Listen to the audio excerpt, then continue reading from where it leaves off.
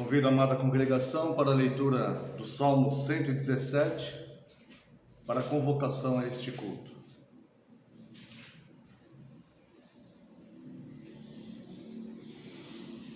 Louvai ao Senhor, vós todos os gentios, louvai-o todos os povos, porque muito grande é a sua misericórdia para conosco, e a fidelidade do Senhor subsiste para sempre.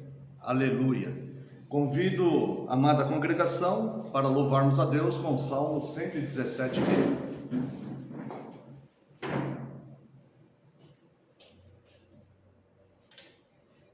Ao Senhor Deus rendei louvor, todos os povos adorai, dai louvores, ó gentios, porque muito grande é o seu favor, sua misericórdia em nós, do Senhor fidelidade para sempre permanece. Aleluia.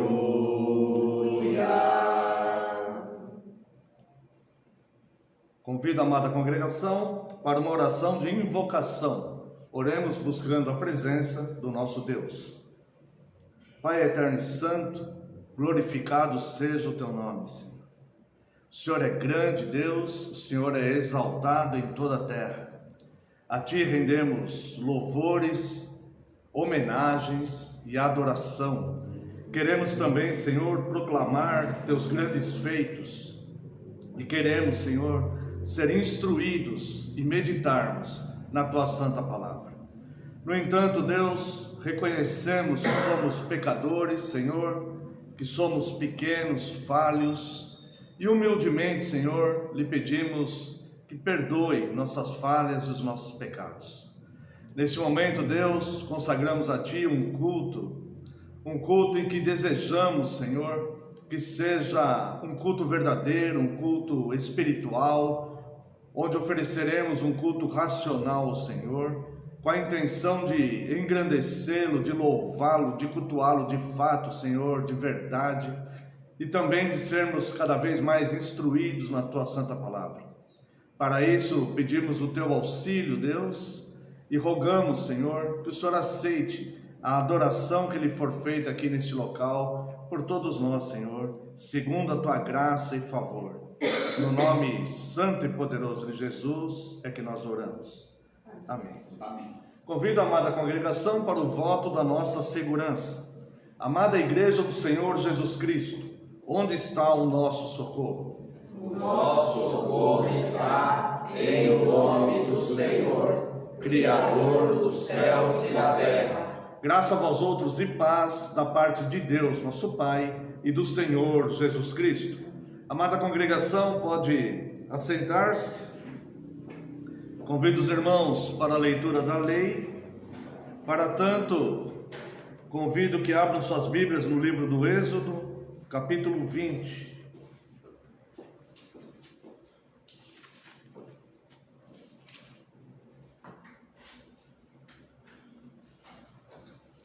Aqui está descrita pela primeira vez a lei de Deus. Então falou Deus todas estas palavras: Eu sou o Senhor teu Deus, que te tirei da terra do Egito, da casa da servidão. Não terás outros deuses diante de mim. Não farás para ti imagem de escultura, nem semelhança alguma do que há em cima nos céus, nem embaixo na terra, nem nas águas debaixo da terra. Não as adorarás, nem lhes darás culto, porque eu sou o Senhor teu Deus, Deus zeloso, que visita a iniquidade dos pais nos filhos, até a terceira e quarta geração daqueles que me aborrecem. E faço misericórdia até 1000 gerações daqueles que me amam e guardam os meus mandamentos. Não tomarás o nome do Senhor teu Deus em vão, porque o Senhor não terá por inocente o que tomar o seu nome em vão. Lembra-te do dia de sábado para o santificar. 6 dias trabalharás e farás toda a tua obra. Mas o 7º dia é o sábado do Senhor teu Deus. Não farás nenhum trabalho, nem tu, nem o teu filho, nem a tua filha, nem o teu servo, nem a tua serva, nem o teu animal, nem o forasteiro das tuas portas para dentro. Porque em 6 dias fez o Senhor os céus e a terra, o mar, e tudo o que neles há. E ao 7º dia descansou. Por isso o Senhor abençoou o dia de sábado e o santificou. Honra teu pai e tua mãe, para que se prolonguem os teus dias na terra que o Senhor teu Deus te dá. Não matarás, não adulterarás, não furtarás, não dirás falso testemunho contra o teu próximo, não cobiçarás a casa do teu próximo, não cobiçarás a mulher do teu próximo, nem o seu servo, nem a sua serva, nem o seu boi, nem o seu jumento, nem coisa alguma que pertença ao teu próximo.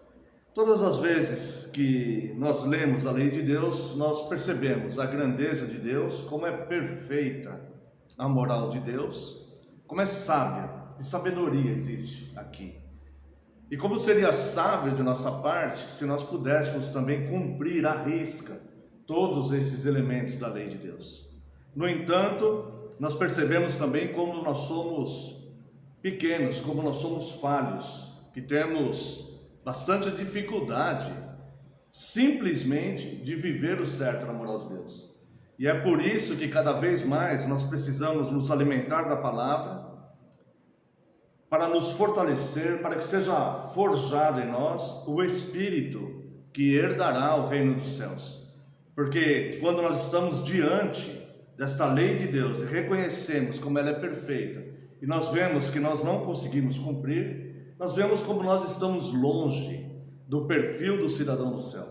Então é por isso que nós cada vez mais devemos nos alimentar de fato e sermos instruídos na santa palavra de Deus, para que, com o passar do tempo, essa palavra vá forjando em nós cada vez mais o caráter daquele que habitará os céus em santidade com o nosso Deus. Então esse momento é um momento de oração, de confissão. Se você tem algum pecado não confessado, esse momento será oportuno para nós colocarmos diante de Deus. Os irmãos orarão em silêncio e eu farei uma oração em voz audível, uma oração de confissão. Oremos.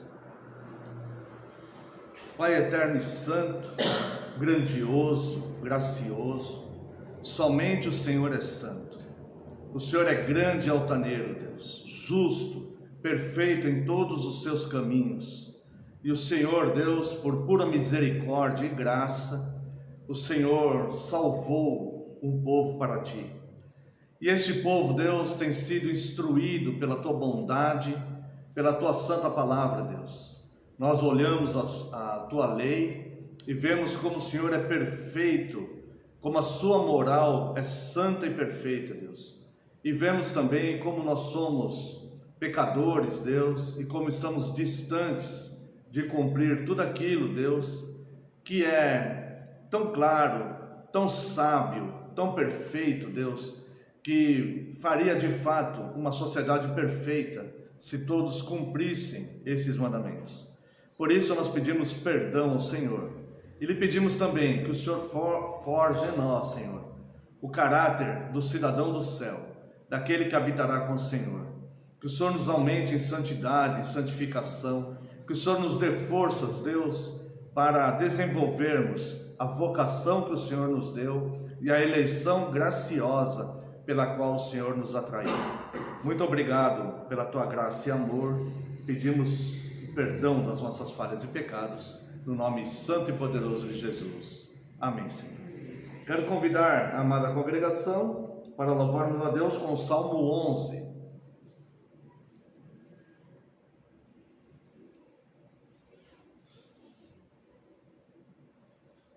Meu refúgio está em Deus, como podes me dizer, qual a vitória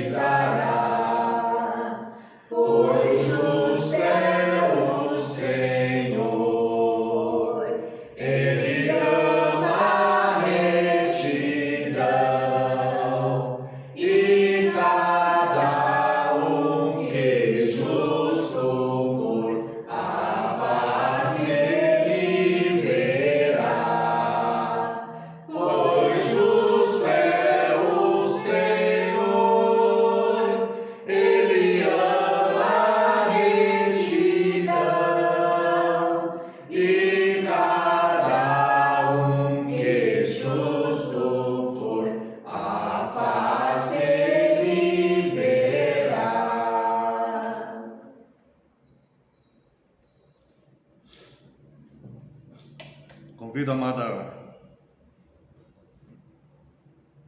amada congregação para a leitura do Dia do Senhor 35.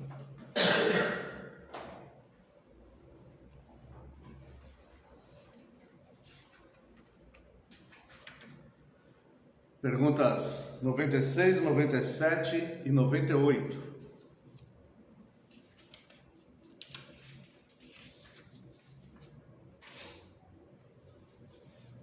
Pergunta 96. O que Deus exige no segundo mandamento? Resposta: que não façamos imagem de Deus em hipótese alguma, nem o adoremos de modo diferente daquele que Ele nos ordenou em sua palavra. Pergunta 97. Então, não podemos fazer nenhum tipo de imagem? Deus não pode nem deve ser visivelmente representado de nenhuma maneira. As criaturas podem ser representadas, mas Deus nos proíbe de fazer ou ter imagem delas para adorá-las, ou para servi-lo por meio delas. Pergunta 98. Quer dizer que não se pode tolerar as imagens nas igrejas como livros para os leigos? Não, pois não devemos querer ser mais sábios do que o próprio Deus. Ele não quer que o seu povo seja ensinado por meio de ídolos mudos, mas pela pregação viva da sua palavra. Bem, nós vemos aqui no Dia do Senhor 2 que existe uma certa dificuldade de entendimento sobre a questão de não fazer imagens para adoração e não fazer imagens do próprio Deus. A Igreja Católica Romana, ela uniu esses dois mandamentos, mas na verdade os dois mandamentos são diferentes. A Igreja Católica Romana, ela uniu o primeiro com o segundo mandamento: não terás outros deuses diante de mim, não farás para ti imagem de escultura com fim de adoração. Por que eles fizeram isso? Eles aceitam a adoração à imagem de Deus, quando na verdade eles entendem esses dois mandamentos apenas como idolatria, que seria fazer imagem de falsos deuses para adorá-lo. Na verdade, existe a questão da idolatria, que é não adorar outro Deus, tá? E também existe a forma correta de se adorar a Deus, que Deus não permite que seja criado imagens da divindade para que o adoremos através de imagens da divindade, tá? Na verdade, no original hebraico está exatamente desse jeito aqui. São dois mandamentos aqui, não um só. O primeiro mandamento é não terá outros deuses diante de mim, e o segundo mandamento é não fazer imagens com o fim de adoração, tá? Bem, o primeiro mandamento vai haver uma diferença entre o primeiro e o segundo mandamento. Idolatria e adoração de imagens são coisas semelhantes, mas a verdade é que o primeiro e o segundo mandamento estão ligados um ao outro, mas há diferença essencial entre eles. O primeiro mandamento ensina que nosso dever é adorar o único Deus, por isso proíbe adoração a outros deuses, adoração a ídolos. O segundo mandamento, porém, nos diz como devemos adorar a Deus, por isso proíbe imagens e ensina a maneira correta de adorá-lo. Idolatria não é a mesma coisa que adoração de imagens. Idolatria é prestar culto àquilo que não é Deus. O culto a imagens pode ser usado para adorar a Deus, mas isto é feito de maneira errada, porque Deus proíbe fazer imagem da divindade. Os irmãos compreenderam essa questão? O ato de idolatria é prestar um culto a outro Deus, fazer pedidos, fazer oração, fazer agradecimentos, ter devoção a qualquer outra criatura que não seja Deus. Isso é a idolatria, tá? Fazer uma imagem simbolizando Deus para prestar um culto a Ele é errado, porque contraria as Escrituras, porque Deus não permite que faça uma imagem dele. Mesmo que a pessoa entenda isso, não sente idolatria. É errado fazer uma imagem de Deus com o fim de adorá-lo, tá? Idolatria é prestar culto àquilo que não é Deus. O culto a imagens é para adorar a Deus, mas faz isso de forma errada. O catecismo diz que não podemos, de maneira alguma, representar Deus por imagem ou figura. A Igreja Romana não reconhece a distinção entre o primeiro e o segundo mandamento. Para ela, trata-se de um mandamento só. Desta maneira, a Igreja Romana chega à interpretação de que imagens são proibidas quando forem usadas para outros deuses. Em outras palavras, para a Igreja Romana, o único assunto aqui é idolatria ou adoração para outros deuses. Para ela, a maneira de adorar o verdadeiro Deus está fora de assunto, não está sendo tratado aqui. Os irmãos estão percebendo essa diferença, né? De postura, tá? Por isso a Igreja Romana permite imagens de Cristo. Entretanto, a divisão dos 10 mandamentos no original hebraico não permite essa interpretação igual da Igreja Católica Romana. A resposta 96 deixa bem claro que devemos adorar a Deus somente da maneira que Ele ordenou em sua palavra. Ou seja, o fiel é aquele que é obediente a Deus. E nós só sabemos de Deus aquilo que Ele nos revelou. Então Deus nos revelou também, entre outras coisas, a forma com que nós devemos adorá-lo e cultuá-lo. Então, para sermos fiéis, nós devemos cultuá-lo e adorá-lo da maneira que Ele revelou para nós, tá? Essa é a verdadeira adoração que começa e termina com obediência. Não existe um culto espiritual em desobediência. Então Deus é espírito e procura os verdadeiros adoradores, aqueles que o adorem em espírito e em verdade. É impossível obedecer, adorar em verdade, estando em desobediência. Então nós precisamos ter a obediência, estar em obediência ao que Deus revelou de como deve ser adorado e como deve ser o culto. A palavra aqui no texto do segundo mandamento, Deus fala que Ele é zeloso. A palavra zeloso significa que Deus não tolera outros deuses e não quer instrução por imagens. Sua palavra é suficiente. Apenas pela palavra e não por imagens, nós já temos a própria natureza que anuncia o Criador. E a palavra de Deus que nos instrui na verdade. E nós adoramos a personalidade, o caráter de Deus que é demonstrado no que Ele falou, apenas na palavra e não em imagens que o próprio homem vai criar da divindade. Se nós não tem como fazer uma imagem de Deus, porque nunca ninguém viu a Deus. E fazer uma imagem de um homem na cruz, também nós separamos a divindade, né, a natureza divina de Cristo da natureza humana. Então, é impossível fazer uma imagem de Deus, da divindade. Se nós criarmos uma imagem, essa imagem ela surge na nossa mente. Então aquela pessoa que está vendo aquela imagem, que vai adorar a Deus, ela está captando a imagem que surgiu na mente de alguém, e não propriamente a Deus. Ela não está adorando a Deus. É por isso que Deus é invisível, é espírito, e importa que nós adoremos em espírito e em verdade. Então nós adoramos a Deus fundamentados no que Ele revelou da sua palavra, e não em imagem alguma, porque simplesmente ninguém viu a Deus. Algumas pessoas dizem, né, que Cristo, a Bíblia fala que Cristo é a imagem do unigênito de Deus.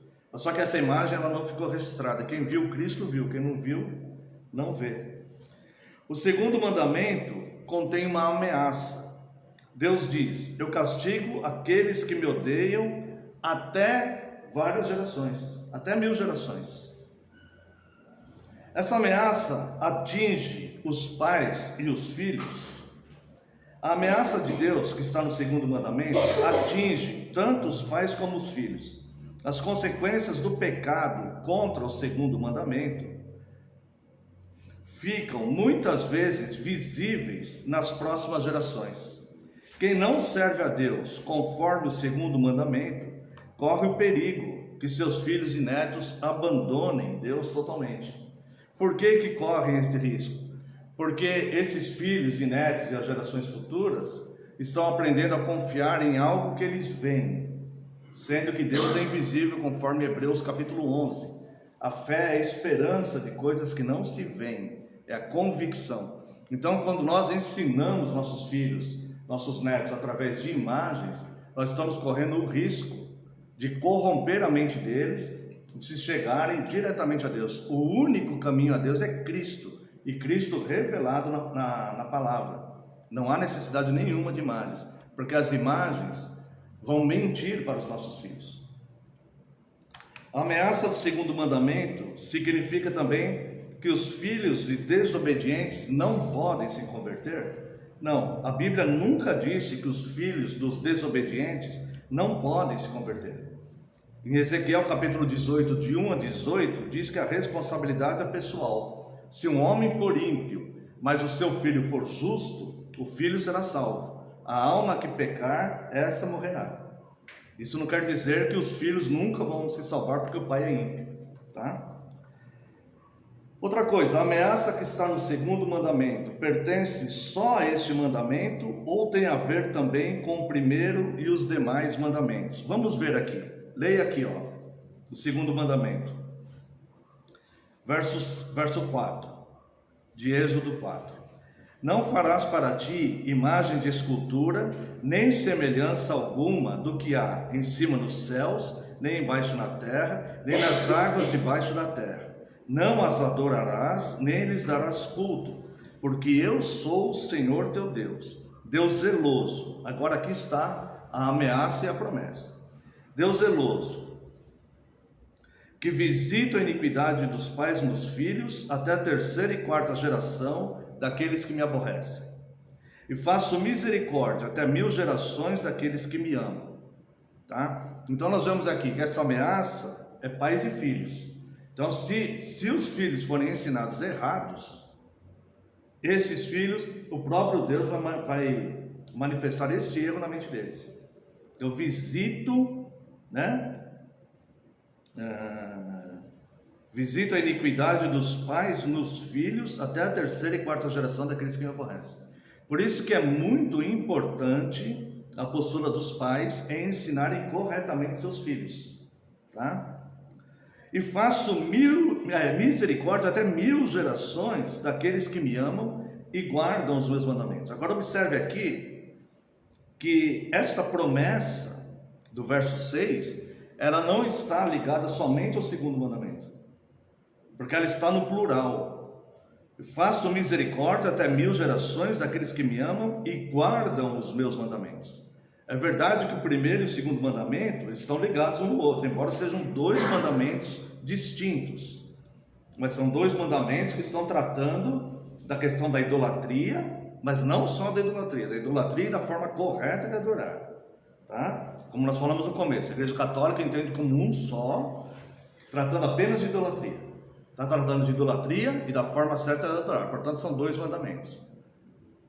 Isso talvez explicasse o porquê está no plural. Mas, na verdade, quando Deus fala no plural os mandamentos, se refere aos 10 mandamentos, a todos os mandamentos, tá? Faço misericórdia até 1000 gerações daqueles que amam e guardam os meus mandamentos. E por fim, irmãos, vamos aqui à resposta 98. Se a Igreja Romana diz que as imagens nas igrejas servem como livros para os ignorantes, por que estamos falando da Igreja Católica Romana? Porque a Reforma ela corrigiu a Igreja e corrigiu também neste ponto, né? Então a Igreja Católica Romana, ela diz que é necessário as imagens de Deus, não imagens de outros deuses, a imagem de Deus para instruir os ignorantes. E aí eles dizem, pessoas que não conseguem ler as escrituras, ou pessoas que não têm conhecimento, tá?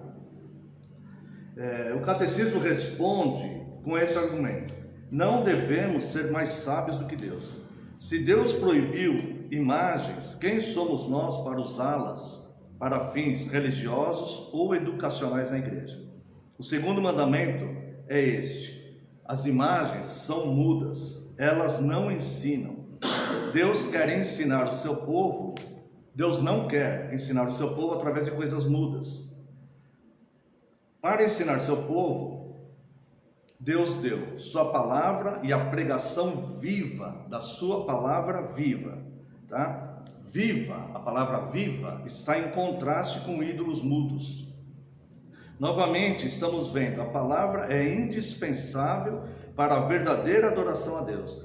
Por isso, a parte central dos nossos cultos é a pregação da palavra. A imagem pode ser um caminho para Deus? Não, de maneira alguma. Se nossa maneira de adorar a Deus deve ser bíblica, o uso de imagens para a nossa adoração de Deus é proibido. A imagem não é um caminho para Deus. Cristo é o caminho para Deus. Ele diz, João 14,6, eu sou o caminho. Nossa união com Cristo é pela palavra e não por imagens. Cristo diz em João 8,31, se vocês obedecerem às minhas palavras, serão de fato meus seguidores. Quero, só para completar, ler 2 versículos aqui. Vão ser 3 versículos. Primeiro é Isaías, capítulo 40, verso 25.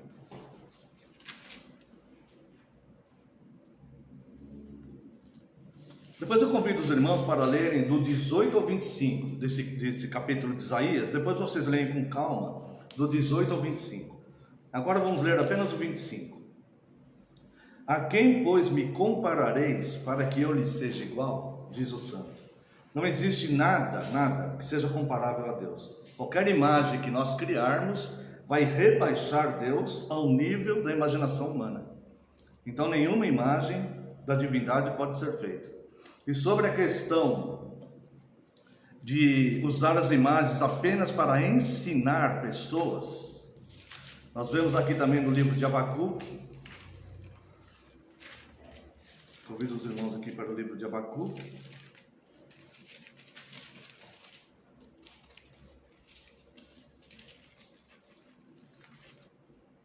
Capítulo 2, versos 18 a 20.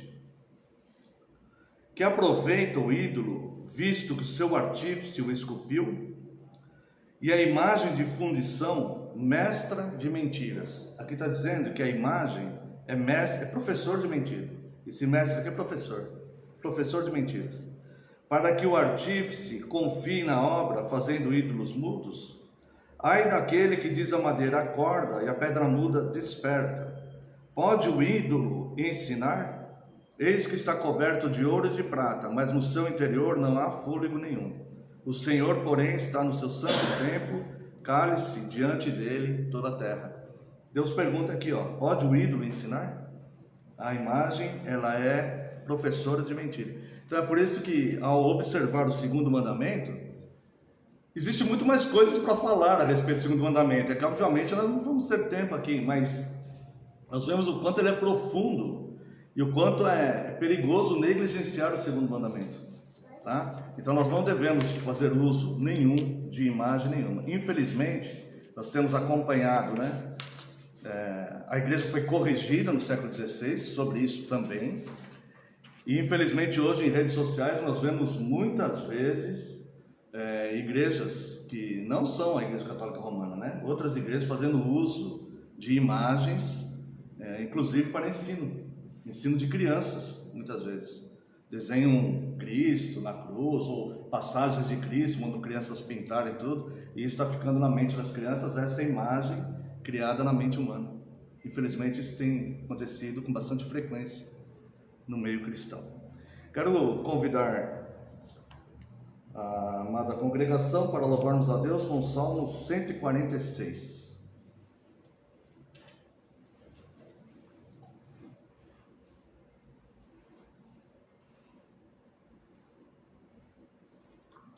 Aleluia, ó minha alma, glorifica ao teu Senhor, e durante a minha vida cantarei seu louvor.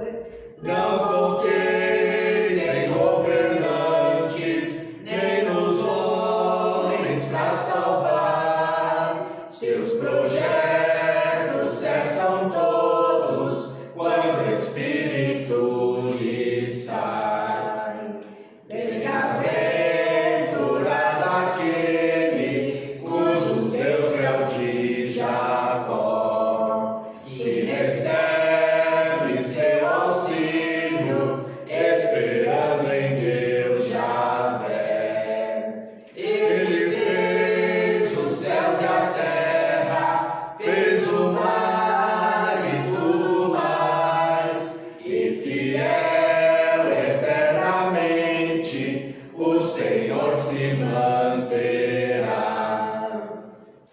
justiça aos oprimidos, ao faminto dá o pão. O Senhor liberta os presos, abatidos põe de pé. O Senhor ao justo ama, faz o cego enxergar. Sobre órfãos e viúvas, seu amparo ele dá. O Senhor ao forasteiro lhe concede proteção, mas nos ímpios o caminho o Senhor transtornará.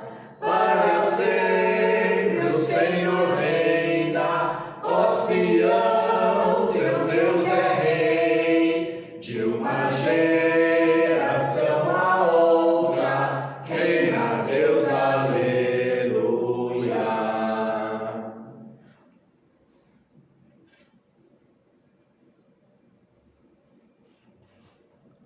Convido a amada congregação para a leitura da carta do apóstolo Paulo aos Romanos, capítulo 12.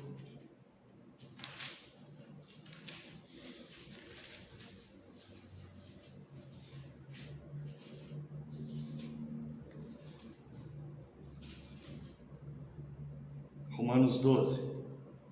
Rogo-vos, pois, irmãos, pelas misericórdias de Deus, que apresenteis o vosso corpo por sacrifício vivo, santo e agradável a Deus, que é o vosso culto racional. E não vos conformeis com este século, mas transformai-vos pela renovação da vossa mente, para que experimenteis qual seja a boa, agradável e perfeita vontade de Deus. Porque pela graça que me foi dada, digo a cada um dentre vós, que não pense de si mesmo além do que convém. Antes pense com moderação, segundo a medida da fé que Deus repartiu a cada um. Porque assim como num só corpo temos muitos membros, mas nem todos os membros têm a mesma função, assim também nós, conquanto muitos, somos um só corpo em Cristo e membros uns dos outros. Tendo, porém, diferentes dons, segundo a graça que nos foi dada, se profecia, seja segundo a proporção da fé. Se ministério, dediquemo-nos ao ministério. Ou o que o ensina, esmere-se em fazê-lo, no fazê-lo. Ou o que exorta, faça-o com dedicação. O que contribui, com liberalidade. O que preside, com diligência. Quem exerce misericórdia, com alegria. O amor seja sem hipocrisia. Detestai o mal, apegando-vos ao bem. Amai-vos cordialmente uns aos outros, com amor fraternal, preferindo-vos em honra uns aos outros. No zelo, não sejais remissos, sede fervorosos de espírito, servindo ao Senhor. Regozijai-vos na esperança, sede pacientes na tribulação, na oração perseverantes. Compartilhai as necessidades dos santos, praticai a hospitalidade. Abençoai os que vos perseguem, abençoai e não amaldiçoeis. Alegrai-vos com os que se alegram e chorai com os que choram. Tende o mesmo sentimento uns para com os outros. Em lugar de ser orgulhosos, condescendeis com o que é humilde. Não sejais sábios aos vossos próprios olhos. Não torneis a ninguém mal por mal. Esforçai-vos por fazer o bem perante todos os homens. Se possível, quanto depender de vós, tende paz com todos os homens. Não vos vingueis a vós mesmos, amados, mas dai lugar à ira, porque está escrito: a mim pertence a vingança, eu é que retribuirei, diz o Senhor. Pelo contrário, se teu inimigo tiver fome, dá-lhe de comer, se tiver sede, dá-lhe de beber, porque fazendo isto, amontoarás brasas vivas sobre a sua cabeça. Não te deixes vencer do mal, mas vence o mal com o bem. Quero convidar ainda a amada congregação para a leitura aqui mesmo em Romanos, capítulo 11, a partir do verso 33. Ó, profundidade da riqueza, tanto da sabedoria como do conhecimento de Deus! Quão insondáveis são os seus juízos, e quão inescrutáveis os seus caminhos! Quem, pois, conheceu a mente do Senhor? Ou quem foi o seu conselheiro? Ou quem primeiro deu a ele, para que lhe venha a ser restituído? Porque dele, e por meio dele, e para ele, são todas as coisas. A ele, pois, a glória eternamente. Amém. Amém. Convido a amada congregação para uma breve oração. Pai, Senhor nosso Deus, misericordioso e gracioso, Deus excelso, soberano, onisciente, onipresente, Deus onipotente, o Senhor que é todo-poderoso. A Ti, Deus, nós estamos prestando culto nesta manhã. E agora, Senhor, diante da Tua santa palavra, nós queremos, Senhor, ser instruídos por ela. Para tanto, Deus, nós precisamos do Teu auxílio, nós rogamos a Sua ajuda, Deus. Que o Senhor venha nos iluminar com o Teu Santo Espírito, por favor, Senhor, para que possamos perceber a grandeza, Deus, a grandeza do Senhor, revelado na Tua Santa Palavra. Que neste momento, Senhor, eu diminua e só prevaleça a Tua Palavra, porque a Tua Palavra é a verdade. Em nome de Jesus, Teu Filho amado, é que eu oro agradecido. Amém, Senhor. Amém.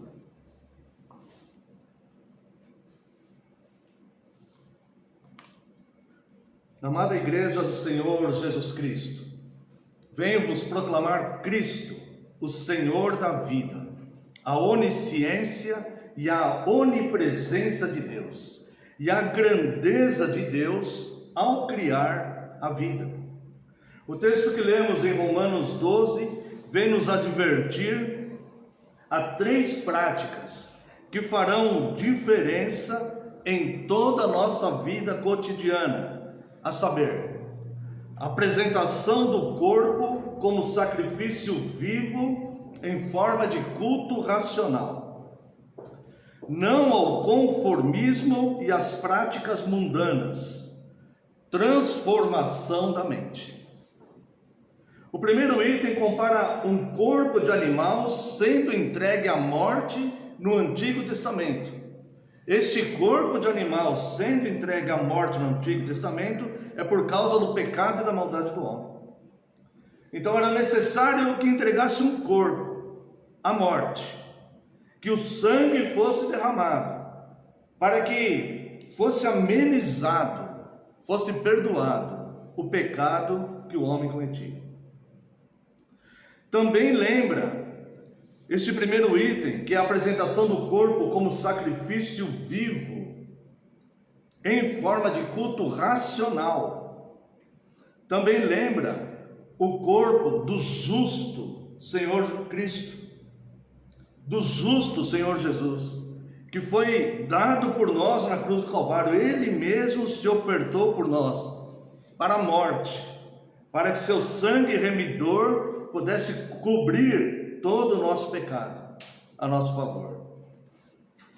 Então, quando a palavra nos diz para a apresentação do nosso corpo como sacrifício vivo em forma de culto racional, é prestar um culto entendendo exatamente o que estou fazendo. O que eu estou fazendo neste culto? Estou me entregando a mim mesmo, entregando o meu próprio corpo como se fosse a morte do velho homem, da velha natureza caída, para ser revestido pela santidade de Deus. E eu faço isso racionalmente, entendendo o que estou fazendo. Isto é cultuar a Deus de forma racional. O culto a Deus não é uma busca por benefícios que Deus possa nos dar. O culto a Deus é uma entrega nossa, é um serviço nosso. Nós estamos prestando um culto e não recebendo algo do culto. É que Deus, graciosamente, Ele nos abençoa através dessas coisas. O culto, ele é um meio de graça, mas o culto é um serviço que nós prestamos. Nós estamos prestando serviço a Deus, e esse serviço eu estou me entregando a Deus, no lugar daquele animalzinho do Antigo Testamento, no lugar de Cristo na cruz. Não sou eu que tenho que ser entregue, porque o pecador sou eu. Então eu quero me entregar meu corpo em sacrifício vivo, de forma racional a Deus. Fala: Senhor, me transforma deste ser pecaminoso, de miséria espiritual, com a tua santidade, para ser aquele que te busca de fato, aquele que vive na beleza da tua santidade. O segundo item, não ao conformismo às práticas mundanas, nos exorta a ficarmos inconformados totalmente com o mal cometido no mundo, e não sermos simpatizantes do mundo. Irmãos, lembrai-vos da mulher de Ló. Ela de fato, ela não participava dos pecados que acometiam aquela cidade, mas ela demonstrou ter uma espécie de simpatia por aquilo, porque quando Deus dá ordem a Ló: sai, você e a sua família, os seus servos, sai e nem olhem para trás, deixem aquilo para trás, deixem toda aquela imoralidade, todo aquele pecado, deixem tudo aquilo para trás, não olhe para trás. Ela olhou para trás, e ela foi condenada juntamente com a cidade do pecado. Ou seja, ela não praticava ativamente aquele pecado, mas ela era simpatizante daquilo. Eis algo para ser declarado uma guerra na mente de alguém que tem algum tipo de simpatia por alguma coisa mundana. É necessário declarar guerra. Quando Cristo diz: não pense que vim trazer paz ao mundo, não vim trazer paz, vim trazer espada. Não é possível que vamos servir a dois senhores. Então, o nosso culto, ele deve ser o não ao conformismo, ou seja, nós não vamos nos conformar com as práticas cometidas no mundo.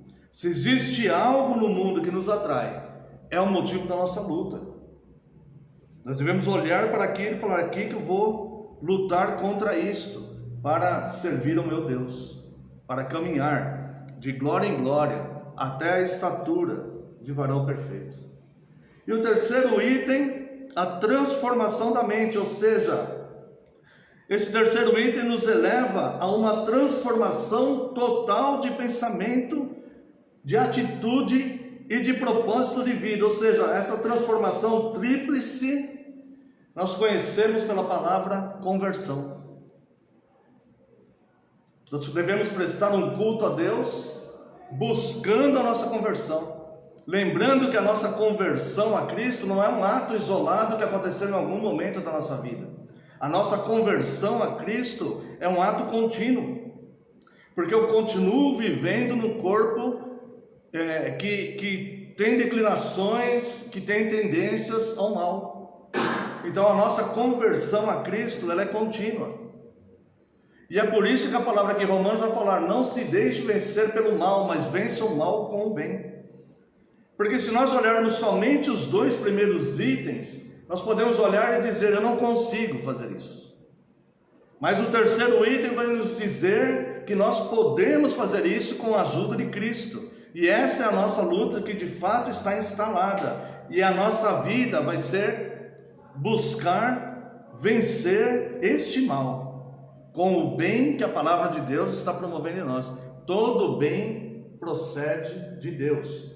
Cientes então que o bem não procede de mim mesmo, e eu tenho essa tendência para o mal, e eu preciso me oferecer como sacrifício vivo, então eu recorro a Deus, de onde procede todo o bem. Senhor, me ajuda, e Deus vai falar comigo através da sua palavra. Por isso, irmãos, é muito importante nós não negligenciarmos a leitura bíblica e a oração, não negligenciarmos estudos bíblicos, sempre que tivermos a oportunidade de crescer mais. Isso é segurança e é vida para nós, é saúde para os nossos ossos, e essa saúde, ela vai refletir no meio que nós vivemos, para a nossa família, para os nossos filhos, para as pessoas com quem lidamos. Isto posto, podemos entender melhor a continuidade deste capítulo 12. Vamos ver aqui, só a partir do verso 9. Nós já lemos, mas vamos ler agora pensando isto. Ou seja, desses três elementos: oferecendo um culto racional, não me conformando com o mundo, e deixando a minha mente ser transformada daquilo que sempre habitou minha mente, agora para a mente de Cristo, que é a conversão. Eu posso entender melhor como viver do 9 à frente. O amor seja sem hipocrisia.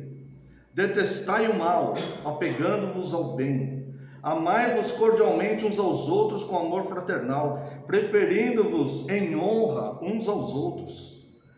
No zelo não sejais remissos, sede fervorosos de espírito, servindo ao Senhor. Regozijai-vos na esperança, sede pacientes na tribulação, na oração perseverantes.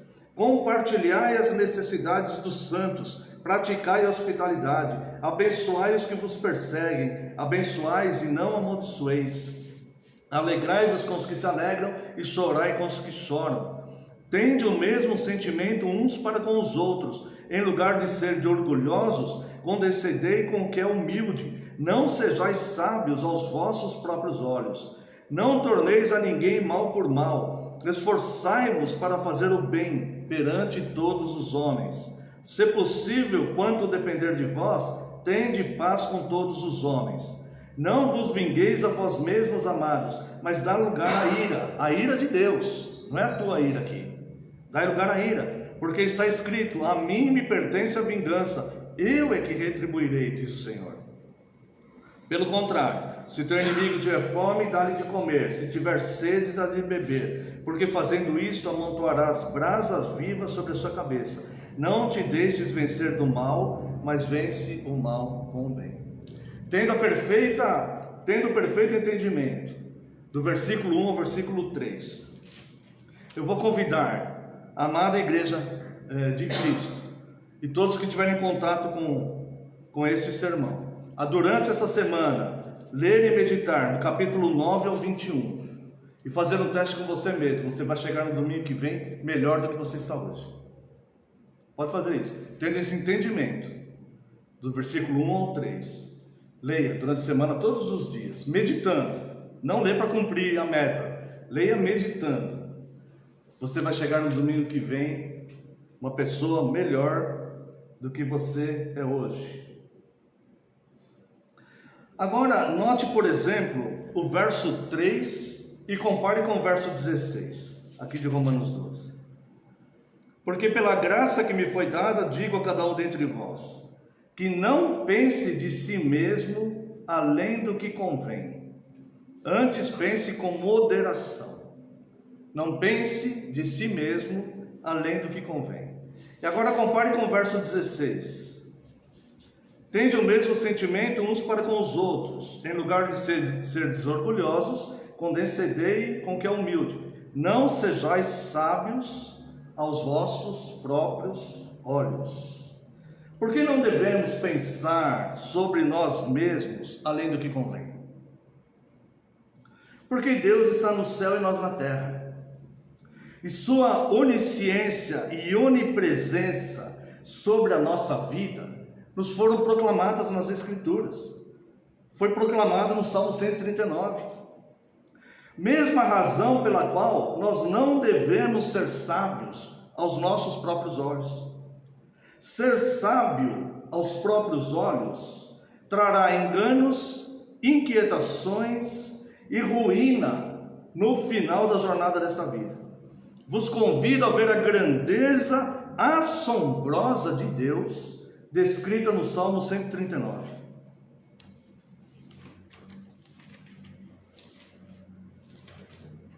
Entre os versos 1 e 4, nós vamos ver que Deus sonda, ou seja, aqui é o sentido de cavar mesmo as profundezas, até encontrar o mais profundo, o mais escondido que esteja. Encontrar algo por mais escondido que esteja. E ver que Deus conhece o homem. Ele sabe as atitudes, os pensamentos, verifica o andar do homem e é conhecedor do caminho do homem, dos caminhos do homem. Veja aqui do verso 1 ao verso 4 do Salmo 139. Senhor, tu me sondas e me conheces, sabes quando me assento e quando me levanto, de longe penetras os meus pensamentos, esquadrinhas o meu andar e o meu deitar, e conhece todos os meus caminhos. Ainda a palavra me não chegou à língua, e tu, Senhor, já a conheces todas. Como é que eu posso ser sábio aos meus próprios olhos, se existe um ser com toda essa onisciência sobre mim mesmo, que me conhece melhor do que eu mesmo? Deus ele encontra coisas no meu interior que nem eu mesmo reconheço que eu tenho. Mas Ele vê, Ele sonda, Ele penetra, Ele esquadrinha. Ou seja, quando eu sento Ele vê, quando eu levanto Ele vê, quando eu falo, quando eu vou falar, antes da palavra me chegar à língua, Ele já sabe tudo que eu vou dizer.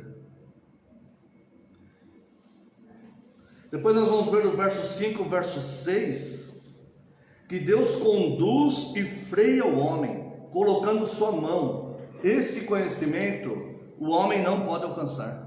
Deus, ele coloca a mão no homem. É como se, uma vez eu vi um filme explicando a ação de Deus, e tinha uma lagarta andando, e um homem põe um dedo em cima da lagarta, e a lagarta simplesmente para de andar. Ela não sabe porque, ela não tem compreensão do porquê que ela parou de andar. Quando ela sente aquele toque daquele dedo do homem, ela simplesmente para de andar e fica quietinha ali. Ela não tem compreensão do porquê que ela parou ali. Quando o homem tira o dedo, ela continua sua caminhada de novo. E ele fez essa comparação e eu achei muito válido. Deus sobre nós, Ele coloca a sua mão, Ele conduz o homem e freia o homem, sem que o homem sequer perceba isso. Veja aqui o verso 5 e o verso 6. Tu me cercas por detrás e por diante, e sobre mim pões a mão. Tal conhecimento é maravilhoso demais para mim, é sobremodo elevado, não o posso atingir. Eu sequer percebo, esse conhecimento é muito maior do que eu. Eu acho que eu tenho liberdade para fazer as coisas, eu acho que eu penso adiante, eu acho que eu planejo a minha vida, eu acho que as coisas estão saindo como eu planejei, porque eu estou fazendo corretamente, mas eu não tenho consciência, eu não percebo quando Deus me impulsiona e quando Deus me para. Eu só sei disso pela fé, porque o próprio Deus, pela misericórdia e bondade dele, me revelou isso através desse salmo. Como eu posso ser sábio aos meus próprios olhos? Como eu posso ser sábio aos meus próprios olhos? Como que eu vou renegar a Deus os 3 primeiros itens de Romanos 12? Se um Deus que conhece tão profundamente o meu estado me diz: eu quero o meu culto assim, me cultue assim. Veja só, irmãos, do verso 7 ao verso 12, a onipresença de Deus e o fato de Deus ser luz impedem o homem de se esconder dele. O fato de Deus estar em todos os lugares, e o fato de Deus ser luz. Deus não precisa de luz externa, Ele mesmo é luz, Ele habita em luzes inacessíveis.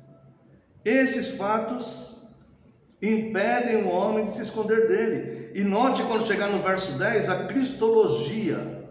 Nós vamos ver Cristo aqui. Irmãos, o que nós vamos ler do 7 ao 12 é terror para os ímpios e maus, mas é descanso e consolo para os pequeninos de Cristo. Veja aqui, verso 7. Para onde eu me ausentarei do teu espírito? Para onde fugirei da tua face? Se subo aos céus, lá estás. Se faço a minha cama no mais profundo abismo, lá estás também.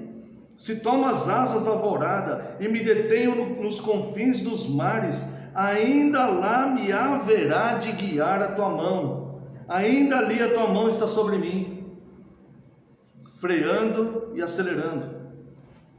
A tua destra me susterá. Essa destra é Cristo, nosso consolo. Aqui está a cristologia desse salmo. A destra de Deus é Cristo, que sustém os pequeninos do Senhor. E como é bom para nós essa onisciência e onipresença de Deus. Mas como isso é terrível para os ímpios e maus, que não vão conseguir escapar de Deus em lugar nenhum. Veja, nós vimos aqui, Deus é onipresente. Nós vimos até então que Deus é onisciente, conhece todo o meu interior. Nós vemos aqui que Ele é onipresente, Ele está em todos os lugares. E agora nós vamos ver que Ele é luz. Verso 11: se eu digo, as trevas com efeito me encobrirão, e a luz ao redor de mim se fará noite. Quantas pessoas querem se ocultar nas trevas, querem ocultar coisas, querem ocultar o mal que fazem, querem ocultar o mal que pensam. Essas pessoas, elas não vão se ocultar de Deus.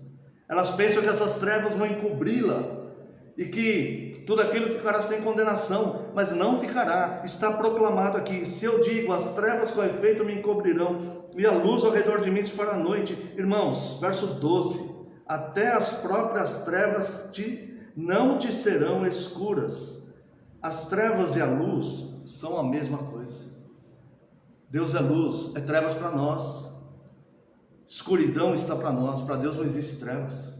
Para Deus tudo é luz, porque o próprio Deus é luz. Não há nada encoberto, não há nada, não há lugar onde Deus não possa chegar. Não há lugar onde Deus não está. Não existe esse lugar. Não existe esse lugar no universo. Ainda vemos aqui a grandeza de Deus em formar o homem. Irmãos, perceba a beleza disso, perceba a grandeza desse Deus, perceba como estamos seguros neste Deus, como você pode viver de forma confiada mesmo em Deus, não importa o que aconteça no mundo. Veja a grandeza de Deus em formar o homem e estar no controle dos seus dias. Vamos ver aqui do versos 13 a 18. Pois tu formaste o meu interior, tu me teceste, olha que linguagem linda, tu me teceste no seio de minha mãe. Graças te dou, visto que por modo assombrosamente maravilhoso me formaste. As tuas obras são admiráveis, e a minha alma o sabe muito bem. Os meus ossos não te foram encobertos, quando no oculto fui formado e entretecido como nas profundezas da terra. Os teus olhos me viram a substância ainda informe. Minha substância não tinha nem forma ainda. E no teu livro foram escritos todos os meus dias, cada um deles escrito e determinado, quando nenhum deles havia ainda. Que preciosos para mim, ó Deus, são os teus pensamentos, e como é grande a soma deles. Se os contasse, excedem os grãos de areia. Contaria sem jamais chegar ao fim. Que grandeza de Deus! Todos os meus dias preparados quando nenhum havia ainda. Um Deus que me via quando eu não tinha nem forma ainda. Ele no oculto, quando eu estava no oculto ali, uma substância sem forma, Deus já estava me acompanhando ali, me vendo, me formando, me tecendo, construindo os meus ossos. Irmãos, não sejais sábios aos vossos próprios olhos. Não seja sábio aos vossos próprios olhos. Nem pense de você mesmo além do que convém. Porque sabedoria é esta aqui. Sabedoria de Deus. E é esta sabedoria que nós confiamos. É nessa sabedoria que conduz a nossa vida. Que nós podemos depositar todas as nossas preocupações, as pessoas que amamos, todas as demandas da nossa vida, todas as situações nós podemos depositar nas mãos de Deus. Porque Ele sim é sábio, onipresente, onisciente e onipotente, porque Ele pode todas as coisas. Ao prestar um culto a Deus, no próximo domingo, nós vamos prestar um culto a Deus de forma totalmente racional, glorificando de fato a Deus. Que grandeza assombrosa, como o Senhor é maravilhoso, como o Senhor faz grandes coisas. Se a gente fosse somar os seus pensamentos, nós não conseguiríamos. É como a areia do mar, contaríamos, nunca, jamais, é ilimitado. O Senhor é grande demais. E sendo assim, o Senhor se preocupa conosco, o Senhor nos amou, o Senhor enviou o seu próprio Filho para nos resgatar. pessoas que estavam em miséria espiritual, pelo próprio pecado cometido, por culpa de nós mesmos. É assombrosamente maravilhoso o agir de Deus. Depois nós vemos aqui a postura do homem em não se conformar com o presente século, como nós vemos lá em Romanos 12. Veja a postura do homem que não se conforma com o presente século, não se conforma com este mundo, como diz lá em Romanos 12. Vamos ver aqui de 19 a 22. Tomar, ó Deus, desse cabo do perverso, apartai-vos de mim, pois, homens de sangue. Eles se rebelam insidiosamente contra ti, e como teus inimigos falam malícia. Não aborreço eu, Senhor, os que te aborrecem, e não abomino os que contra ti se levantam. Aborreço-os com ódio consumado, para mim são inimigos de fato. Isso é não se conformar com o mal do mundo. É este o culto que Deus vai aceitar, o culto racional, entendendo essa grandeza de Deus. Nós vamos cultuar a Deus porque nós não temos a sabedoria, nós não podemos ser sábios aos nossos próprios olhos, porque existe um Deus extremamente sábio. Quem estava lá dando conselho a Ele, quando Ele criou todas as coisas? Quando Ele colocou estrela por estrela e ali deu nome a cada uma delas. Onde nós estávamos? Quando Ele desenrolou o firmamento, quando Ele deu ordem para o mar não avançar sobre a terra, onde nós estávamos quando Ele fez tudo isso? Quando Ele criou as leis da física, a rotação dos planetas, as galáxias, onde nós estávamos? Ele está sentado acima da redondeza da terra e olha para nós como se fôssemos gafanhotos. É isso que fala o profeta Isaías. Como o homem pode ser orgulhoso, como o homem pode pensar de si mesmo além do que convém, como o homem pode ser sábio aos seus próprios olhos, como o homem vai querer prestar um culto a Deus cheio de arrogância e de orgulho. Nós vamos prestar o culto a Deus no próximo domingo, totalmente despojados de nós mesmos, entendendo com a nossa mente que grandeza do Senhor jamais poderíamos contar. Obrigado, Deus, por todas as vezes que o Senhor me freou, sem mesmo que eu tivesse consciência disso. Obrigado por todas as vezes que o Senhor me conduziu em algo. Obrigado por todas as vezes que o Senhor me deu. Senhor, eu vim aqui prestar um culto a Ti verdadeiro, um culto espiritual. Eu não vim prestar um culto de placa religiosa, eu vim prestar um culto ao Deus vivo, Criador dos céus e da terra. Aonde está a minha confiança?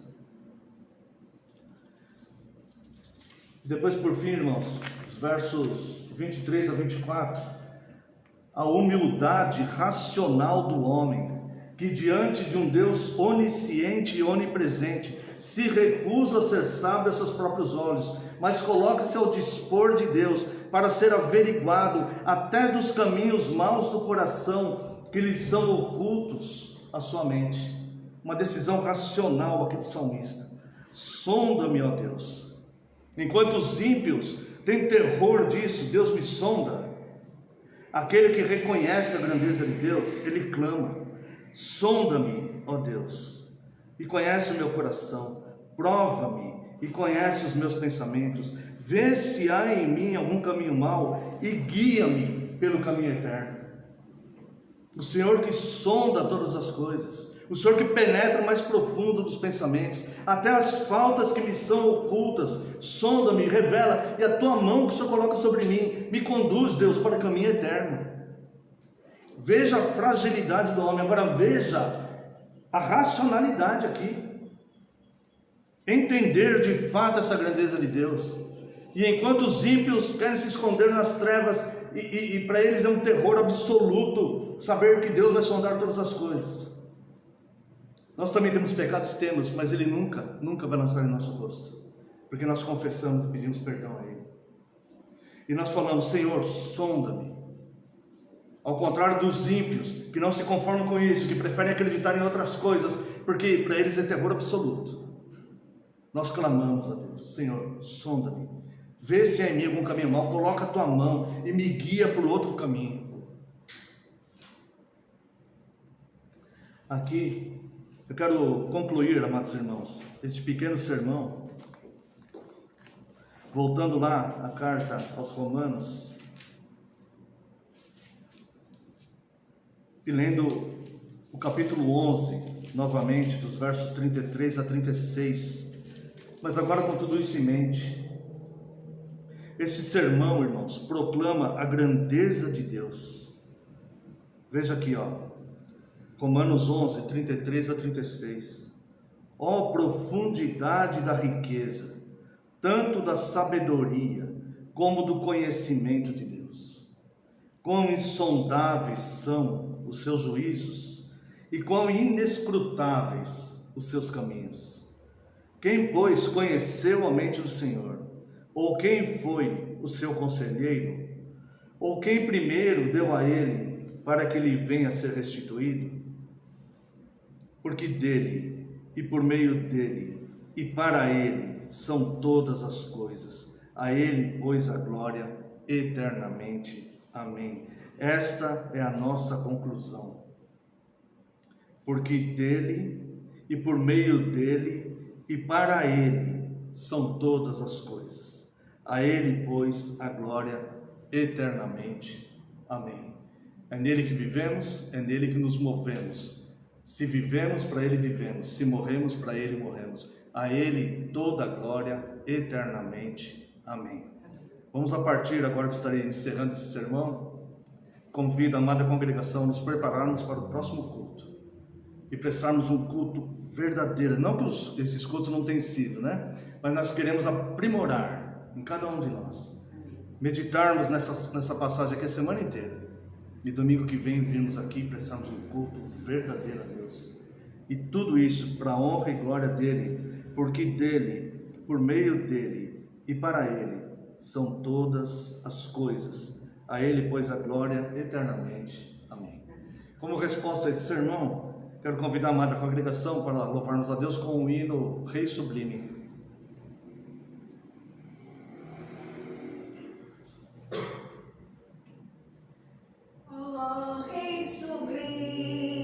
Majestade e glória sobre as milícias do celeste além. Ouve o louvor, os hinos de vitória dos que de ti recebem todo o bem. Vinde, ó remidos, filhos de Deus, cantai louvores que alcancem os céus. Nos altos céus, louvor a Deus ressoa, de gratidão ao soberano amor. Os redimidos com fervor entoam o nome excelso de seu benfeitor. Vinde, ó remidos, filhos de Deus, cantai louvores que alcancem os céus. Eterno Deus, teus filhos vês prostrados perante o brilho da suprema luz, pois do pecado foram resgatados e agora rendem glórias a Jesus. Vinde, ó remidos, filhos de Deus, cantai louvores que alcancem os céus. Quero convidar a amada congregação que se coloque em pé. Vamos a uma oração de encerramento. Após a oração, a bênção. Então estará encerrado este culto. Oremos. Gracioso Deus, como é grande, Deus, a sua sabedoria. Como o Senhor é rico, Deus, em conhecimento e poder. Como o Senhor nos sonda, Deus, profundamente. O Senhor conhece totalmente o nosso interior. O Senhor sobre nós coloca a sua mão. Por isso lhe pedimos, Deus, vê se há em nós algum caminho mau e guia-nos, Deus, ao caminho eterno. Nós queremos depositar totalmente no Senhor a nossa confiança, Deus. E queremos cada vez mais, Senhor, entendermos, Senhor, que não devemos ser sábios aos nossos próprios olhos, Senhor. Não devemos pensar sobre nós além do que convém. Mas queremos, Deus, contemplar, ó Deus, esta assombrosa e maravilhosa, Deus, sabedoria que o Senhor tem. Muito obrigado, Deus. Obrigado pelo teu amor por nós. Obrigado por Cristo. Despeça-nos em segurança, Deus. Dê-nos um domingo de paz. Pedimos que o Senhor abençoe o presbítero Marco, Deus. Abençoe o concílio que será realizado pela tua igreja durante a semana.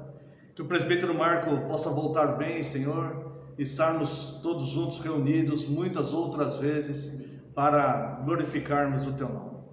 Permita que possamos vencer essa semana e livra-nos de todo mal. Estenda a mão aos tentados, traga paz aos aflitos. Se for da tua graça, cure os enfermos que estão no nosso meio. Abençoe nossas vidas, abençoe o nosso país, abençoe todo o seu povo espalhado em toda a face da terra e traga paz a Jerusalém. Oramos no nome santo e sagrado de Jesus Cristo, seu Filho amado. Amém, Senhor. Receba a bênção, irmãos. Que a graça do nosso Senhor Jesus Cristo, o amor do Deus Pai e a comunhão e as consolações do Espírito Santo sejam sobre vós, agora e para todos sempre. Amém e amém.